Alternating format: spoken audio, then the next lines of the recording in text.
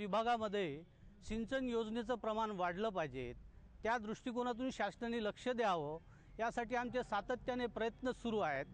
दुसरी बाब म्हणजे शेतकऱ्यांच्या आत्महत्या जर थांबायच्या असेल तर त्या दृष्टिकोनातून ग्रामीण भागामध्ये रोजगार निर्मिती कशी होईल आणि शेतकऱ्यांच्या कापसाला किंवा इतर मालाला मूल्य कसं जास्त मिळेल या दृष्टिकोनातून प्रक्रिया उद्योग निर्माण करण्याची गरज आहे। खऱ्या अर्थाने पॉवर प्रोजेक्टपेक्षाही आज प्रक्रिया उद्योगाची या ठिकाणी सातत्याने आमची मागणी सुरू आहे। कापसावर या ठिकाणी कॉटन मोठ्या प्रमाणात पिकत असल्यामुळे कॉटन पार्क हे शासनाचं धोरण आहे। केंद्र शासनाने 14 कॉटन पार्क जाहीर केले आहेत। त्या कॉटन पार्कपैकी वर्धा यवतमाळ या जिल्ह्यामध्ये कॉटनचं उत्पादन मोठ्या प्रमाणात होत असल्यामुळे त्या भागामध्ये जर हे प्रकल्प राबविले गेले तर या शेतकऱ्यांचं भविष्य जे अंधकारमय झालेलं आहे ते सुसह्य होईल। या दृष्टिकोनातून शासनाने याकडे लक्ष घालावं। लॅन्को प्रोजेक्टला आमचा विरोध नाही आहे, विचार करतो म्हटलं तर, कारण आज विजेची समस्या फार मोठ्या प्रमाणात आहे, परंतु ही वीज तयार झाल्यानंतर ही या ठिकाणी वीज मिळणार नाहीत।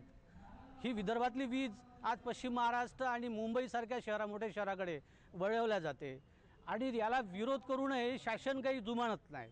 अशा परिस्थितीमध्ये ही वीज जर या विदर्भातल्या शेतकऱ्यांना मिळत असेल तर ते योग्य होईल, परंतु विजेचा प्रश्न सुटावा हे जरी सर्वसामान्य लोकांना वाटत असेल तरी पण विजेपेक्षाही जमिनीची निकषता होऊ नये या दृष्टिकोनातून या लॅन्कोनी प्रयत्न करायला पाहिजे आणि त्या दृष्टिकोनाने त्या प्रकल्पाच्या माध्यमातून त्यांनी त्या विभागातला पूर्ण विकास करावा, जेणेकरून हा प्रोजेक्ट त्यांचाही सक्सेस होईल आणि या शेतीवरती झाला तर ह्या शेतीचा जबाबदार कोण राहणार? कारण की या शेतीला नंतर या इथे जे जे काही शेतकरी आहे ते सर्व शेतकरी शेतीवर अवलंबून आहेत आणि जर यांचा शेती व्यवसाय हा जर या कंपनीवाल्यांनी उघडून लावला तर मग शेतकरी जाईल कुठे? यांनी नोकरी दिली म्हणते, नोकरी किती लोकांना दिली आहे? बोटावर मोजण्याजोगती नोकरी दिली आहे आणि ती सुद्धा कायमस्वरूपी नाही।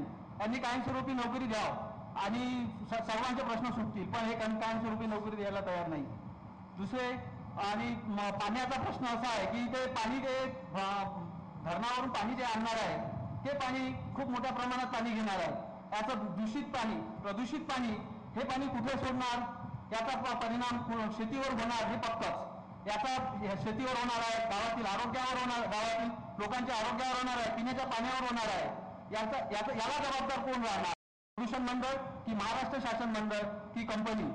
हे सुद्धा म्हणायचे आहे। तिसरे असे की आम्ही लाखो झाडांची कत्तल केली, खूप झाडे पाडली, झाडे एवढी पाडली की अतोनात झाडी पाडली, पण झाडे यांनी खूप कमी प्रमाणात झाडे लावलेली आहेत आणि ती अशा जागी लावली की त्यांची प्लांटेशन जिथे थोडक्यात जागा शिल्लक आहे त्याच जागी प्लांटेशन केलेलं आहे आणि खूप मोठ्या कमी प्रमाणात झाडे लावली। जर एवढे मोठे झाडं यांनी पाडले आणि आज सध्या ते रोपटं खूप छोटं आहे, झाड तर खूप मोठं यांनी पाडून टाकलं आणि ते खूप देणार होतं। जर हे रोपटं आज एवढंसं रोपटं आता हे ऑक्सिजन देईल का?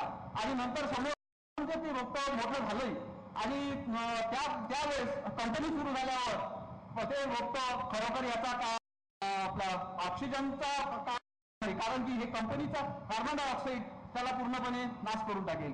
आणि तिसरे असे की आमची शेती सर यांनी खूप मोठ्या धोक्यादारीनं घेतलेली आहे आणि मी इथे हा प्रश्न मांडत नव्हतो, प्रदूषणावर होता, पण यांनी आधी मांडलेला आहे म्हणून बोलतोय। शेती यांनी खूप मोठ्या चॅटीनं आणि दलालाच्या मार्फत शेती घेतली आहे, खूप कमी प्रमाणात शेती घेतली आहे। जर यांना प्लॅन्टच आणायचा तर यांनी आमच्या ग्रामपंचायतीला नोटीस का नाही लावला आणि आम्हाला स्वतःला भेटून विश्वासात घेऊन शेती का नाही घेतली? जर यांना प्लॅन्ट असे करायचे होते, हे म्हणताय आता की आम्हाला विकास करायचा आहे, गावाचा अमक करायचा आहे, ढमक करायचा आहे, काय विकास करतील? हे फक्त कामापुरतं नावापुरतं चॉकलेट देत आहे थोडंसं आणि खुश ठेवत आहे लोकांना, गावातील सरपंचांना आणि गावातील त्यांच्या शेवटच्या लोकांना, बाकी दुसऱ्याचा कोणाचा विचार केलेला नाही। हे खूप मोठं नुकसान करत आहे, हे खूप मोठं कंपनीचं षडयंत्र आहे। याबद्दल मला एक शेतीचा विषय बोलायचा आहे की शेती खूप मोठ्या कमी प्रमाणात यांनी शेती विकत घेतली आहे। काही लोकांची तर शेती गेल्यावर दुसरी शेती घेणं सुद्धा झालेली नाही आहे। 1,80,000 शेती यांनी हडप केलेली आहे आणि काही लोकांना 30,000 25 लाख रुपये मुआवजा दिला आहे। ह्या कुठचा न्याय आहे? ह्या न्यायाचं मला उत्तर हवंच आहे। त्याच्यानंतर काही लोकांचं तर असं झालं आहे की खूप मोठं नुकसान झालं. पान्हा आणि रस्ते पायवाट यांनी बंद केलेले आहे. याचं प्रकरण माननीय तहसीलदार साहेबांकडे आलेलं होतं आणि पत्र